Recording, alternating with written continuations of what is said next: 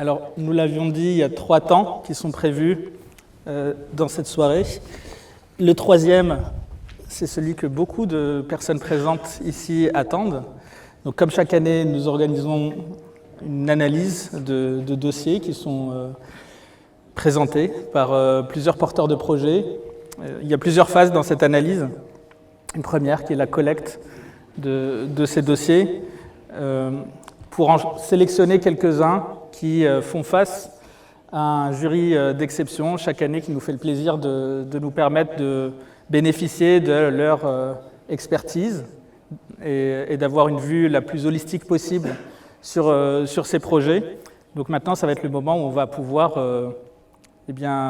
valoriser ces beaux projets, ces innovations qui nous montrent qu'il y a vraiment un potentiel intéressant en termes d'IoT en France. Donc tout d'abord, félicitations aux projets nominés. Comme je vous le disais au début de notre soirée, une soixantaine de candidats cette année, 14 nominés que vous avez ici à l'écran et qu'on a auditionné avec le jury en octobre. Et puis les lauréats qu'on va découvrir ensemble ce soir. Jury que je remercie chaleureusement. Et donc merci beaucoup Bernardo Cabrera, directeur de la Business Unit IoT Obgenius de Bouygues Telecom.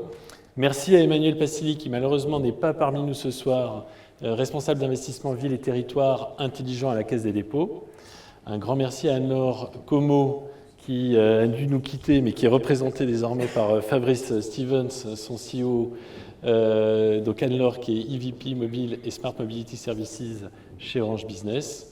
Merci Alain Desandré, pardon, tu étais juste devant moi, donc je ne te voyais plus, Head of Smart Solutions à GRDF. Et puis enfin, merci Florian Deb, journaliste télécom et tech aux Échos, que je lis tous les jours. Et sans plus tarder, je vous propose le petit jingle. Pour lancer la soirée, des trophées.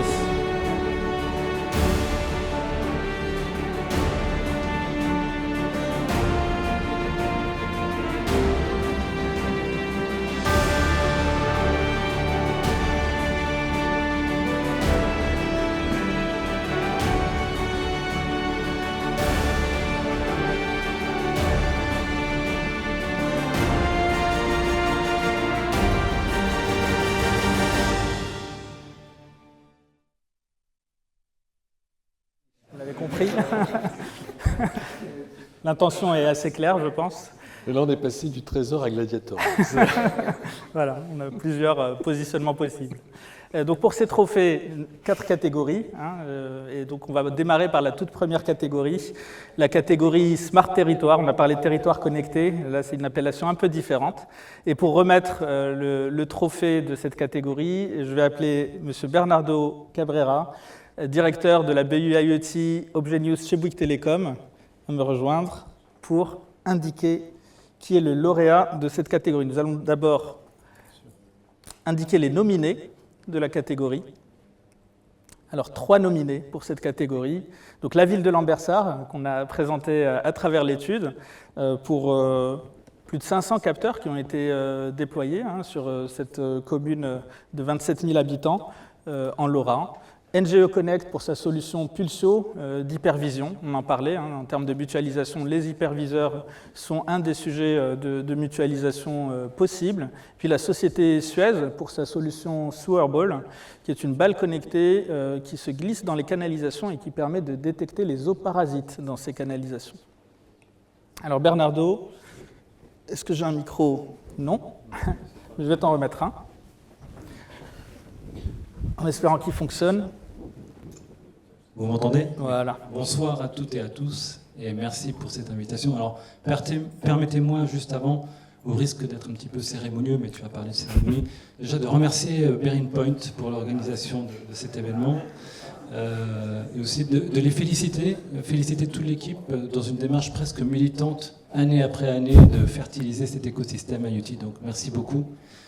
Et aussi de saluer l'ensemble des lauréats, parce qu'en tout cas, je suis très admiratif de vos projets. Il faut toujours des gagnants, mais en tout cas, chaque projet, je suis admiratif de la passion, de l'ingéniosité, de l'abnégation pour mener à bien ces projets. Donc, félicitations à tous les projets et à tous les nominés. Alors, il faut bien un gagnant. Et donc, lauréat Smart Territoire, Suez.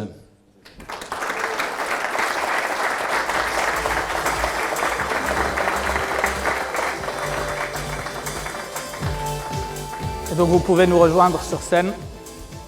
Et nous allons maintenant découvrir le projet Sewerball qui a été présenté par la société Suez. Suez est un leader mondial de la gestion de l'eau et des déchets et opère depuis plus de 160 ans partout dans le monde.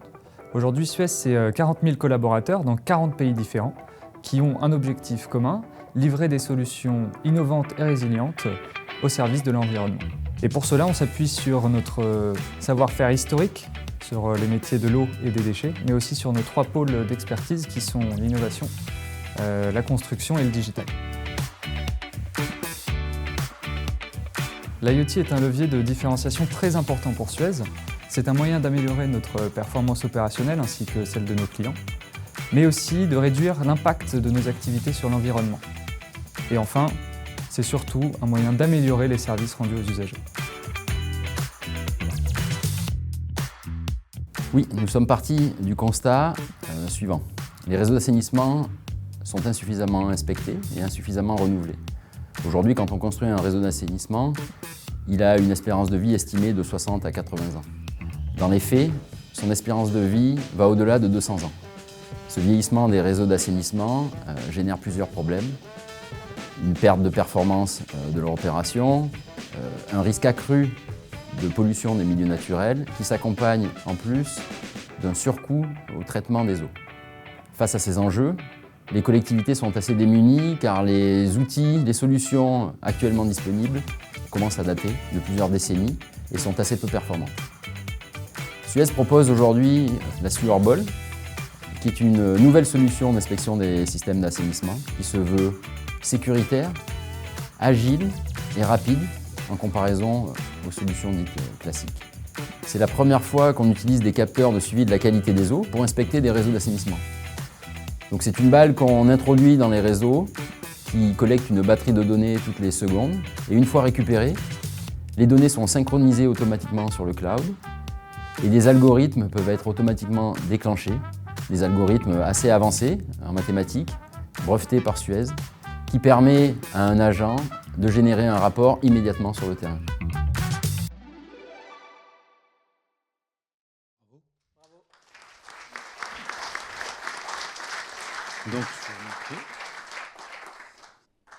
Donc vous avez droit à la traditionnelle question. Alors, déjà, à travers ce projet R&D, nous saluons une innovation. Si j'osais, je vais oser, dire que d'une goutte d'eau, une goutte d'eau est devenue une balle pour rebondir sur les défis de demain. Alors ça pourrait ressembler à une mauvaise campagne de marketing sportif. En plus, Suez n'est pas vraiment connu pour ça. Ça serait surtout très réducteur pour un projet R&D qui a, pour reprendre tes termes, Philippe, des dividendes certes économiques, mais surtout environnementaux et sociaux. Donc j'ai 2 questions pour vous. Déjà, pourquoi une balle? Et quelle est la valeur finalement pour les territoires à travers cette balle? Bon, je me suis permis d'en amener une voilà, pour la montrer. Alors pourquoi une balle? C'est une bonne question.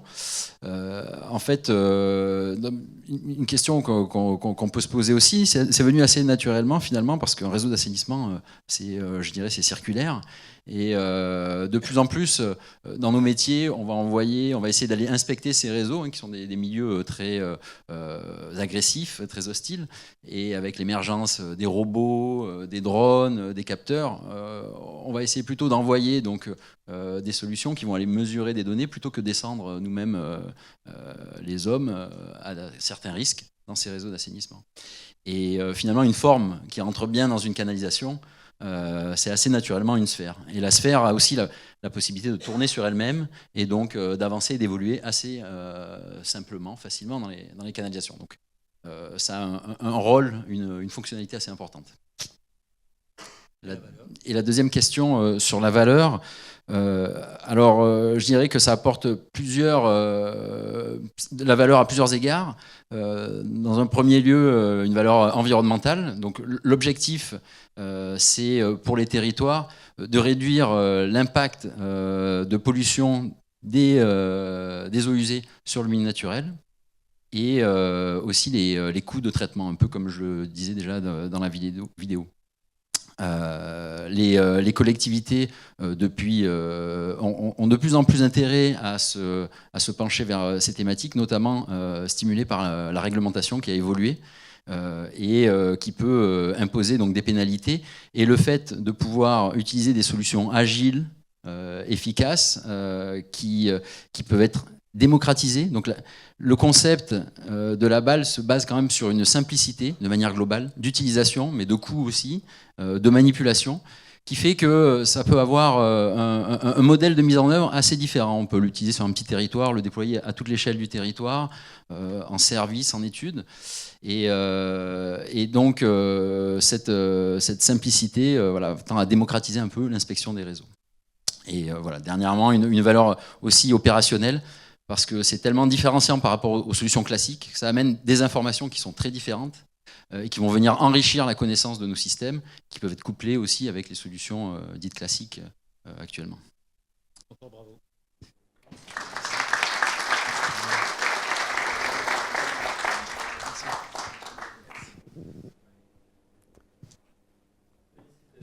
Alors, je propose qu'on passe à la catégorie suivante.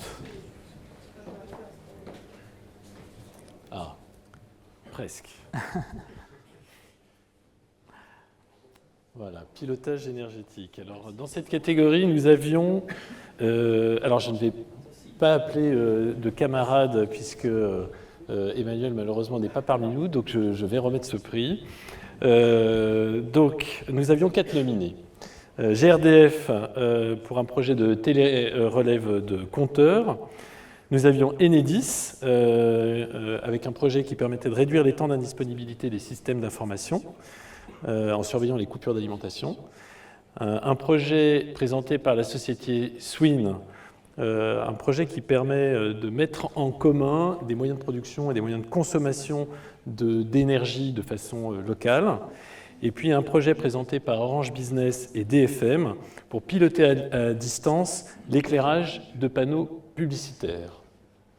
Donc je vais me prêter au jeu de l'ouverture de l'enveloppe. C'est la première fois. C'est très compliqué. Et le gagnant est Orange et DFM.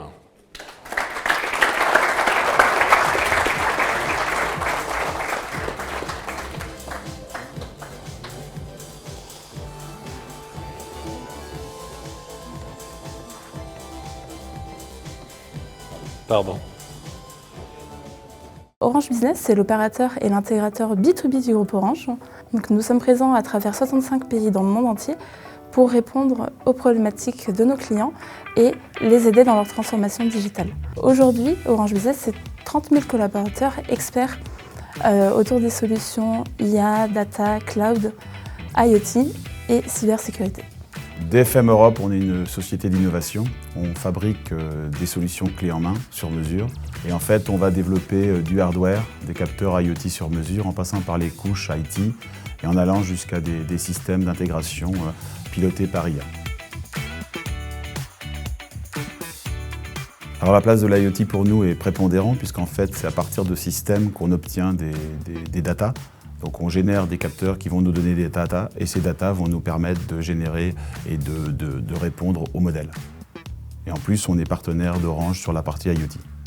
Pour Orange Business, donc, nous on apporte un ensemble de briques de solutions IoT autour de différents sujets vastes et variés comme la sûreté, sécurité, le digital building ou encore l'efficacité énergétique.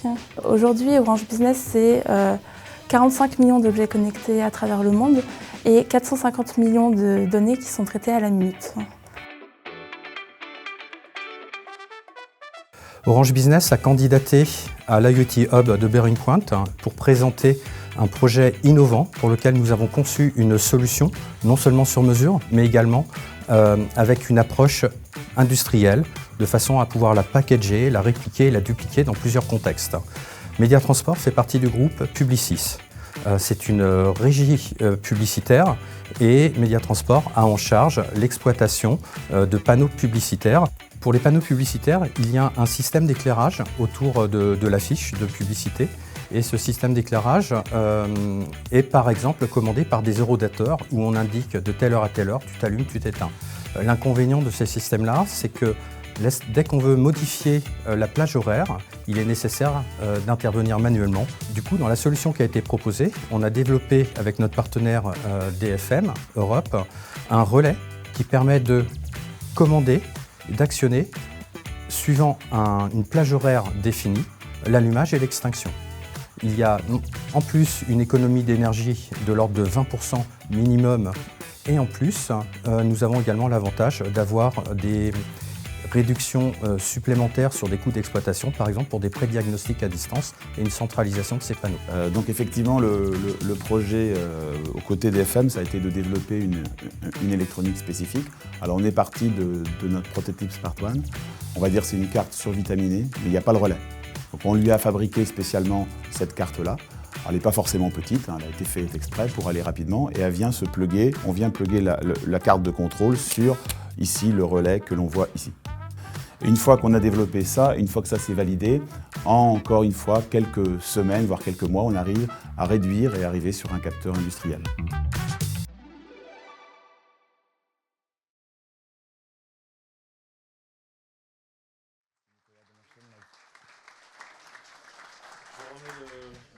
Je remets le trophée. Alors, je prends tous les micros, ça va pas.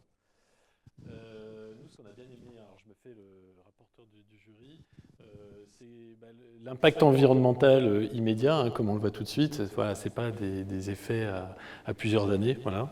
On a bien aimé le côté de la solution interopérable.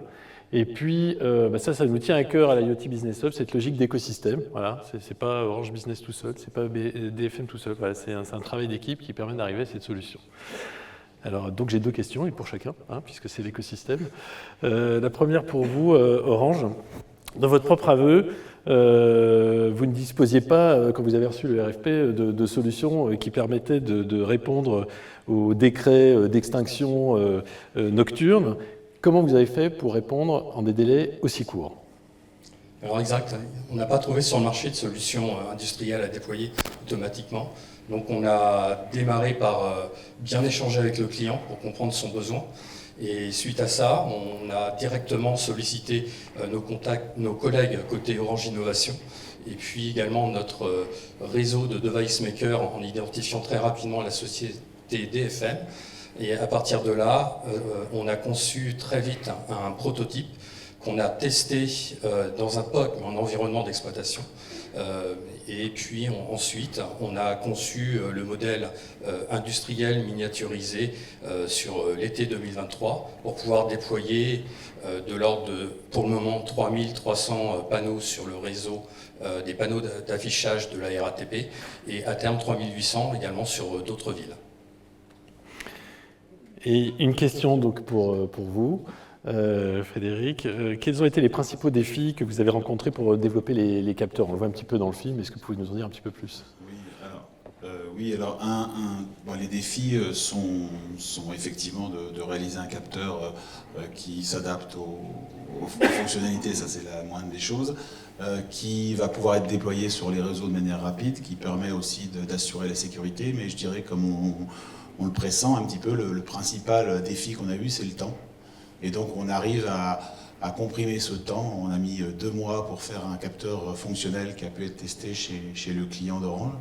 Et ensuite, donc grâce à, j'en ai fait de la pub un peu dans le film, grâce à notre système de prototype Smart One, qui fonctionne en LoRa ou en LTE-M. Donc là, on a utilisé la partie LTE-M, et puis ensuite, en fait, toutes les équipes se sont organisées pour qu'on puisse mobiliser. On a eu un go en juillet, et en septembre, il me semble, fin septembre, on va dire, on arrivait à fournir les premiers capteurs déployés. Donc c'est vraiment le temps, le principal obstacle qu'on a dû avoir à faire. Eh bien, bravo. Merci.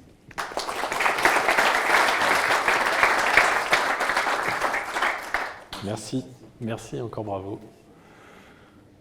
Voici, on passe à la catégorie suivante. Oui. Absolument, Sylvain. On va pouvoir passer à la troisième catégorie. Donc, la catégorie suivante, c'est la catégorie mobilité. Et pour remettre le trophée de la catégorie mobilité, j'appelle Alain Desandré, Head of Smart Solutions chez GRDF, à nous rejoindre. Merci Alain. Et donc les nominés de cette catégorie, nous avons 4 nominés.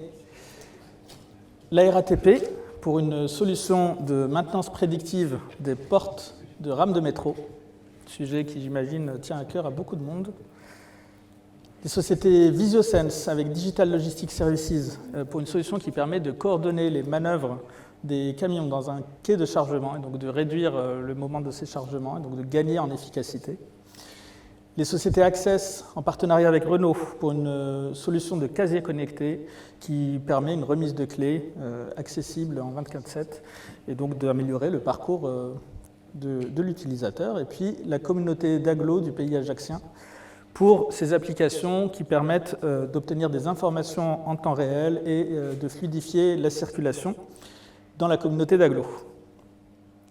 Alain, est-ce que vous pouvez nous dire qui est l'heureux lauréat de cette catégorie ? Alors je vais commencer. Bonjour à toutes et à tous. Donc effectivement, je voudrais remercier également Bearing Point, surtout Wassim et Sylvain, pour leur gentillesse et leur accueil. Je vous conseille, si l'année dernière ou l'année prochaine, vous avez la possibilité de participer au jury. L'expérience est très intéressante. Les débats ont été passionnés. Mais effectivement, il faut un gagnant. Le gagnant est l'association Visiosense et Digital Logistics Services.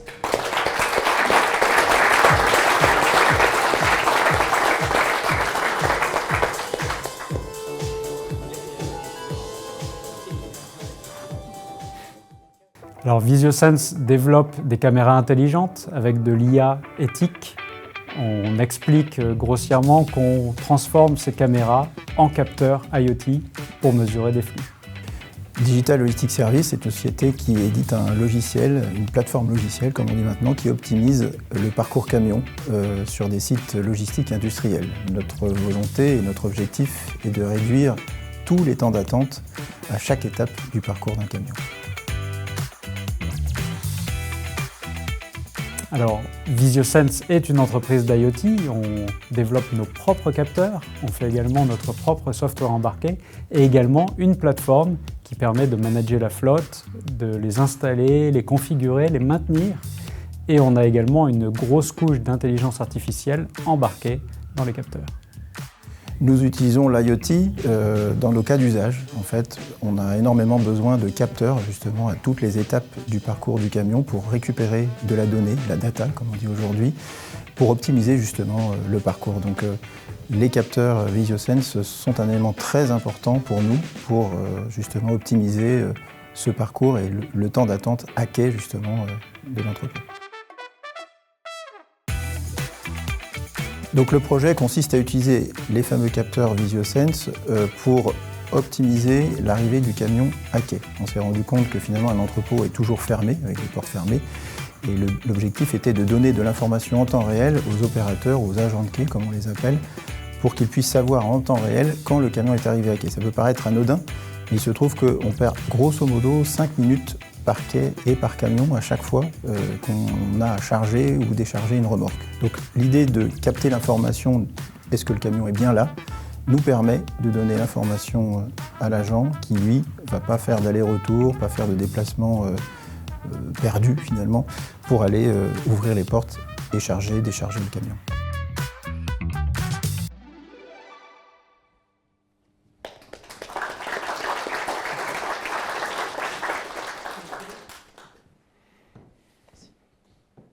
Alors effectivement, ce qui a séduit le jury, c'est plusieurs facteurs. D'abord, la solution semble simple à installer. Je crois que vous aviez construit un pilote pour un coût très abordable. Moi, j'aurais une question, deux à vous poser. La première, c'est que dans vos caméras, vous avez des algorithmes qui utilisent de l'intelligence artificielle. Est-ce qu'il y a une durée d'apprentissage ? Est-ce que effectivement Pour chaque cas, il faut refaire un apprentissage. Et à partir du moment où vous avez ce type d'algorithme, j'imagine que vous n'allez pas vous arrêter au monitoring des plateformes de déchargement. Comment va évoluer votre partenariat? Est-ce que vous avez déjà en tête d'autres cas d'usage? Je vais répondre à la partie sur les caméras puisqu'elle concerne plutôt VisioSense. Donc oui, sur ce projet, il y a eu un petit peu de customisation. Donc VisioSense fait des caméras éthiques, surtout dans le cadre de la Smart City. Donc on était déjà familier avec de la gestion de parking intelligent, de la gestion de mobilité.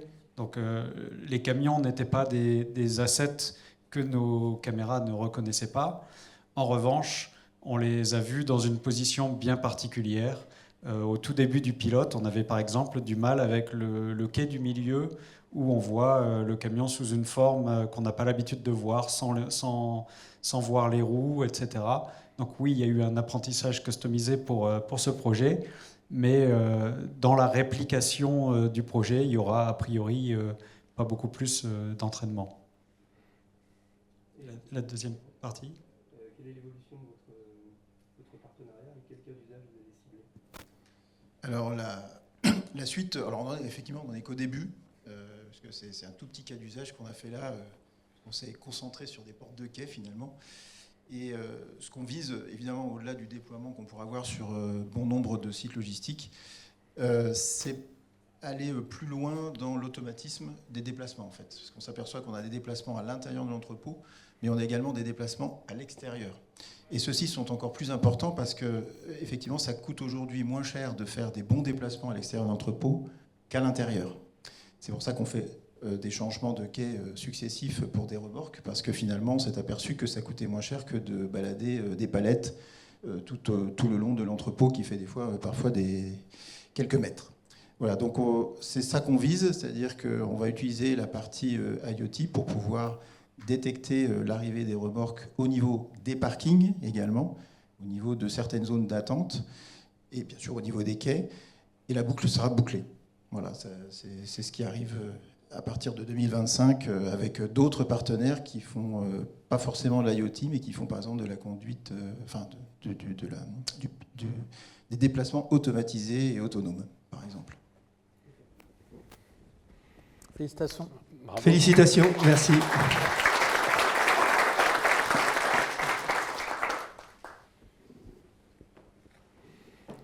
Alors, je propose qu'on passe à la catégorie suivante, catégorie Smart Building. Et donc, j'appelle Fabrice Stevens, CEO de la Business Unit IoT d'Orange Business.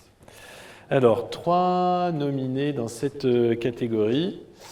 Le premier, Smart... Allez, on va y arriver. Non, le premier, JVD. Donc, JVD qui fait des solutions de suivi en temps réel de la consommation de solutions hydroalcooliques dans les hôpitaux. On a MyKeeper, donc, qui propose des systèmes de sécurité mobile qui permettent de lutter contre les risques d'attentats, notamment dans les écoles. Et puis, un robot et Nespresso sur un cas qui est la gestion de la consommation d'eau en temps réel grâce à des capteurs connectés.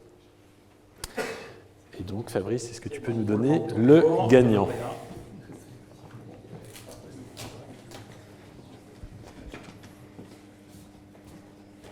Alors, le lauréat pour Smart Building est MyKeeper. Alors, donc là, c'est une soirée, donc j'ai dû faire Maître Loyal. Maintenant, je fais MyKeeper n'est pas là. Donc, ils sont absolument désolés, mais vous savez, aujourd'hui, il y avait quelques grèves, et donc MyKeeper, ils venaient de Nice, et donc ils sont restés à Nice. Et donc, ils sont absolument désolés. Mais donc, on leur remettra ce prix, et voilà, je suis désolé, Fabrice. Je suis Nicolas Demarché de MyKeeper. MyKeeper, c'est une société familiale que j'ai créée avec ma maman et mon frère il y a 8 ans.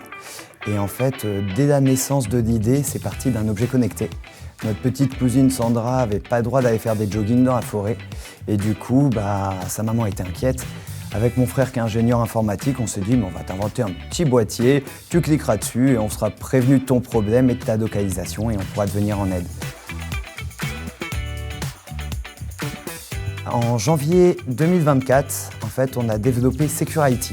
C'est basé sur 4 années de R&D et en fait sur une nouvelle gamme d'appareils connectés en 4G VoLTE, une gamme d'appareils qui vont permettre d'adresser plusieurs menaces et risques. Je vais prendre l'exemple du NECODE. On va mettre ces petits boîtiers dans toutes les salles de classe, bureaux de direction et cette sirène dans les espaces communs et au restaurant scolaire.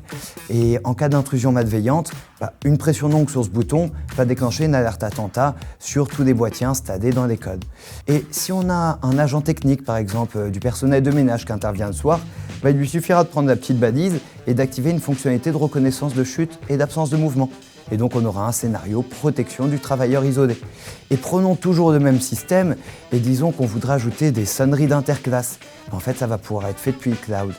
En fait, ce que j'essaie d'expliquer, c'est que notre but, c'est qu'on n'ait pas un objet connecté, un risque ou une menace, mais qu'au sein d'un ERP, donc un établissement recevant du public, on puisse avoir la gamme d'appareils et d'objets connectés Security qui vont répondre à de nombreux risques, besoins pour éviter d'avoir des travaux lourds et d'avoir des investissements financiers sur chacun de ces projets. On a équipé 3500 ERP avec cette solution. On a plus de 50 000 utilisateurs au quotidien et on a 1200 clients publics et privés.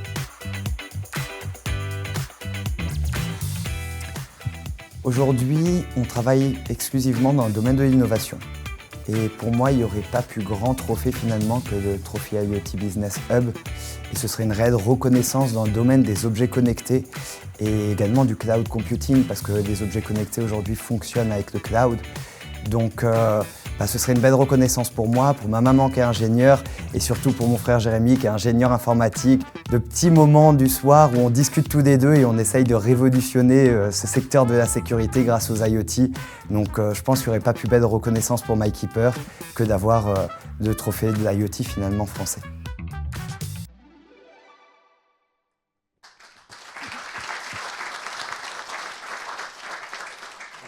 Bon, au moins un petit mot avant. Bon, c'est une très belle innovation au service de la sécurité individuelle. Je pense que c'est un usage sur lequel on peut se projeter assez naturellement aussi en tant que parent, notamment pour les cas d'usage dans l'école.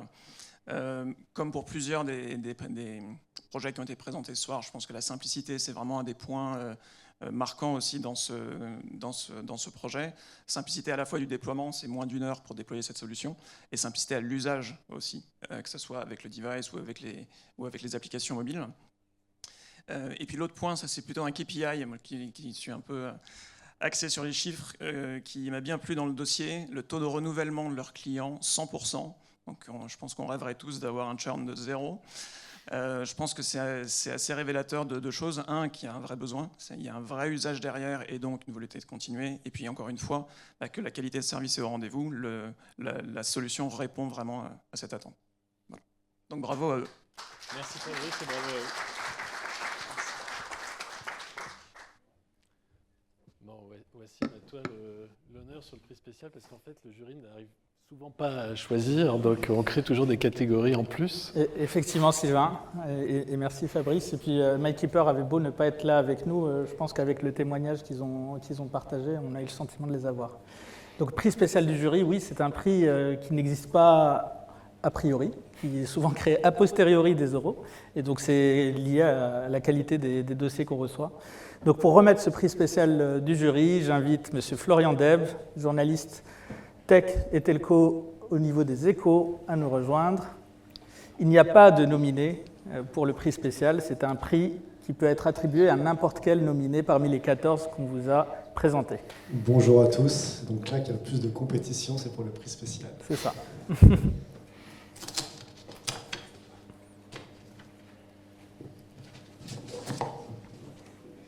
Et le prix spécial du jury est Access.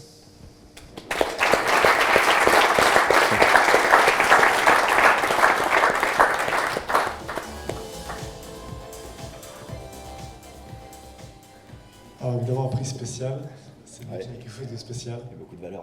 On va voir en vidéo.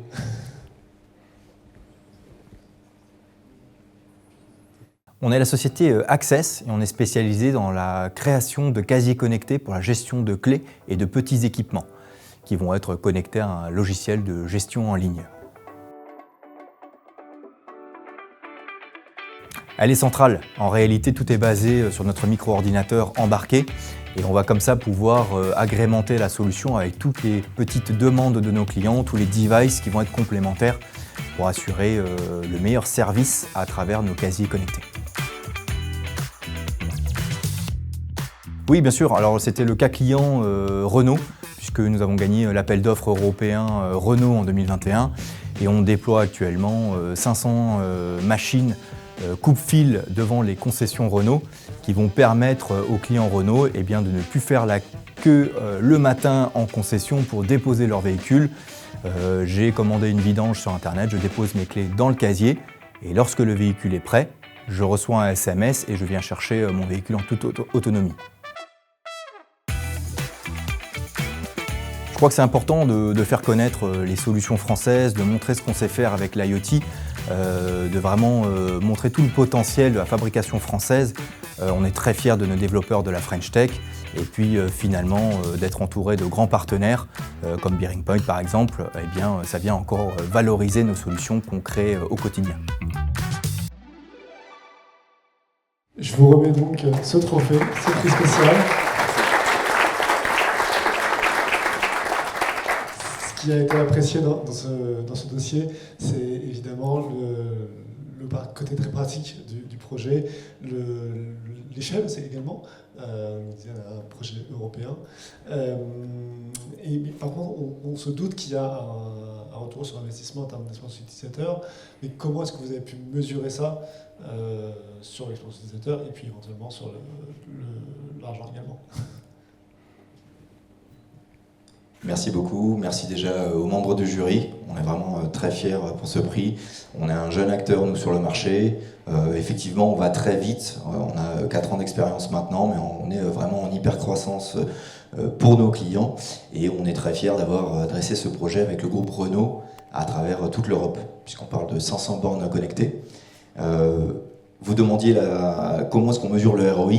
Par le sourire des clients chez Renault, tout simplement.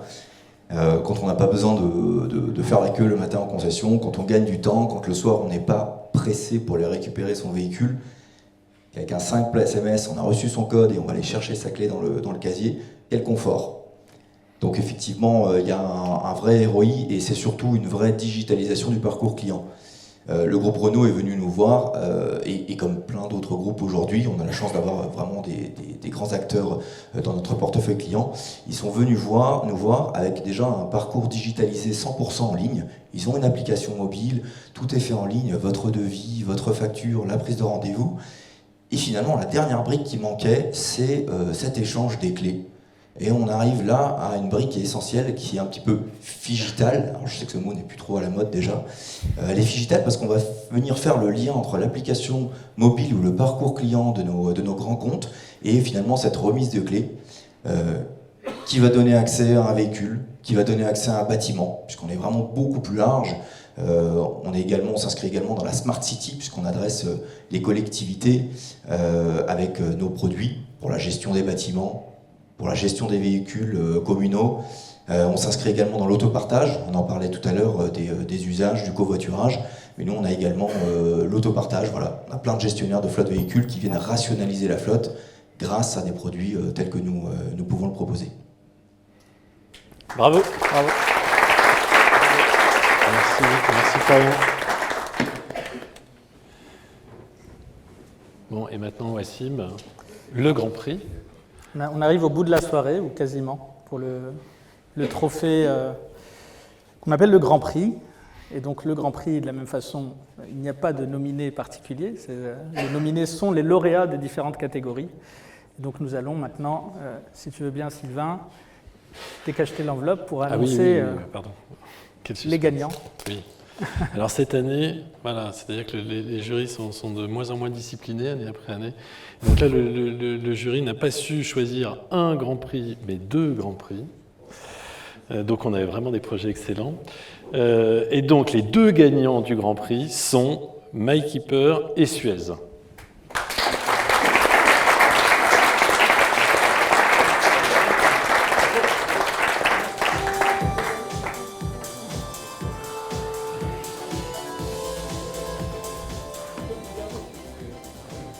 Donc nous allons le remettre à MyKeeper de façon décalée, mais nous pouvons le remettre à Suez, qui nous a fait le plaisir d'être avec nous pour cette soirée. Félicitations.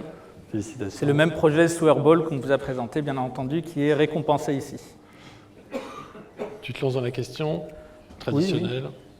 Oui. Peut-être une question, si vous voulez bien. On voit bien qu'il y a une dynamique d'innovation à travers ce qu'on a vu avec ce projet. On voit bien qu'il y a de la R&D derrière pour arriver à cette balle connectée. En termes d'innovation, qu'est-ce que ce trophée représente pour vous ?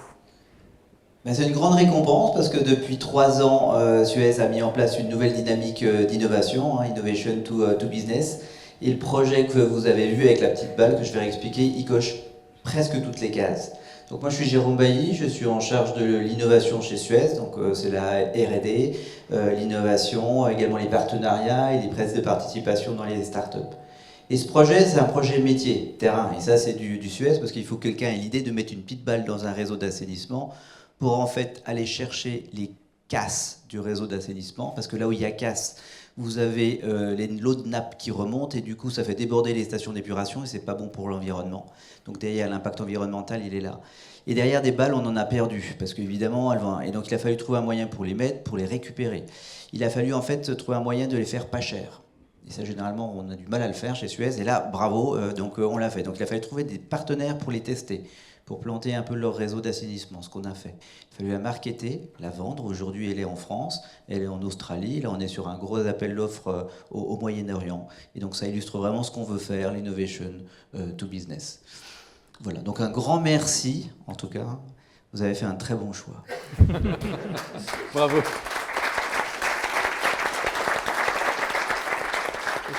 Merci à vous. Félicitations encore une fois. Et merci à tous les candidats, on l'a déjà dit, merci au jury, merci à Philippe et Benoît qui nous ont fait l'amitié de nous rejoindre pour la table ronde. On arrive maintenant à la fin de la soirée, il y aura juste après le petit moment d'échange de networking. On veut quand même vous donner rendez-vous, vous avez compris, c'est la 6e édition, donc on est un peu têtu, on va continuer avec l'année prochaine, une 7e édition. On va continuer à poursuivre ce sujet des territoires connectés et durables parce qu'on voit bien qu'à travers les données qu'on a collectées, les échanges qu'on a pu avoir avec l'écosystème de fournisseurs et d'utilisateurs de l'IoT, qu'on est encore, même s'il y a une accélération au début de l'histoire, et qui a besoin de poursuivre ce travail d'analyse, de recensement, d'évangélisation et puis aussi de partage pour que ces projets qui ont des vertus puissent être menés de la meilleure des façons, avec le bon niveau de connaissance et surtout les bons résultats derrière qui sont espérés et qui pourront être, on l'espère, mesurés concrètement.